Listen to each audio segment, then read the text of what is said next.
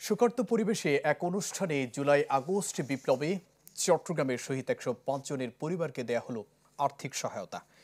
এ সময় শেখ হাসিনাকে টিকিয়ে রাখতে তৎকালীন পুলিশের ন্যাক্কারজনক ভূমিকায় ক্ষোভ প্রকাশ করেন ছাত্র জনতা।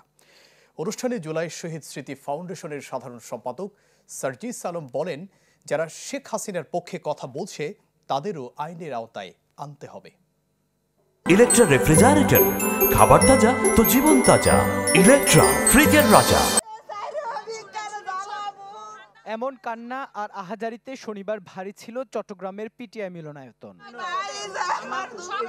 এদের কারো সন্তান, কারো ভাই জীবন দিয়েছেন ফ্যাসিবাদ পতন আন্দোলনে। তাই তো প্রিয়জনকে হারিয়ে তাদের এই শোকার্ত উচ্চারণ। জুলাই শহীদ স্মৃতি ফাউন্ডেশনের উদ্যোগে আর্থিক সম্মাননা প্রদান অনুষ্ঠানে তাদের চোখে যেমন ছিল বেদনার অশ্রু, তেমনি কণ্ঠে ছিল দ্রোহের আগুন। খালা খালা রাখি গুলি ভরছে, আমি বিশ্বাস করি না। আমি আমার নাতিনটা কই মাংস তরকারি গরম করে এনে ফ্রিজে রাখ, আমার রাখিবে ভাত খাইব। সংসারটা কত সুন্দর আছিল, আমার সংসারটা শেষ করছে, অগু বিচার যে আল্লাহ করে। আমি একদম সুখী ছিলাম, যদি ডাল নুন শাক ভাত আনতো তাও সেটার ভিতরে অনেক শান্তি ছিল। আমার ভাই বলে, আপা আমি সাইনবোর্ড আমি আইতো আছি, আমার ভাই হারায় নাই সাইনবোর্ড থেকে। একসাথে রাজপথে লড়ে ভাগ্য জোরে বেঁচে থাকলেও সতীর্থরা হারিয়ে গেছেন চিরতরে। তাই তো ছাত্র জনতার কাছে এসব স্বজন হারানো মানুষগুলো ছিল পরম আত্মীয়ের মতোই।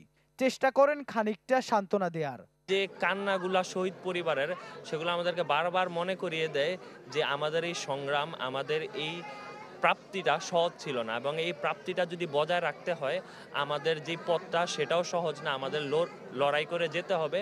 এখন পর্যন্ত আমরা কোনো খুনির বিচার হতে দেখি নাই।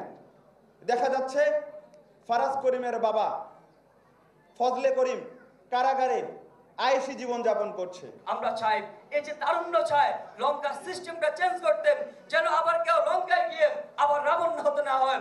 শেখ হাসিনার পক্ষে এখনো যারা কথা বলছে তাদের নিয়ে ক্ষোভ প্রকাশ করেন ফাউন্ডেশনের সাধারণ সম্পাদক সার্জিস আলম।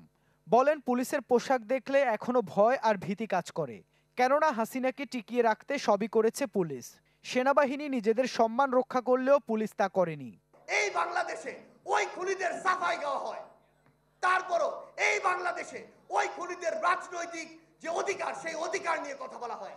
আপনাদের পোশাক দেখে এখনো আমাদের ভীতির সৃষ্টি হয়, এখনো আমাদের মনে ঘৃণার সৃষ্টি হয়।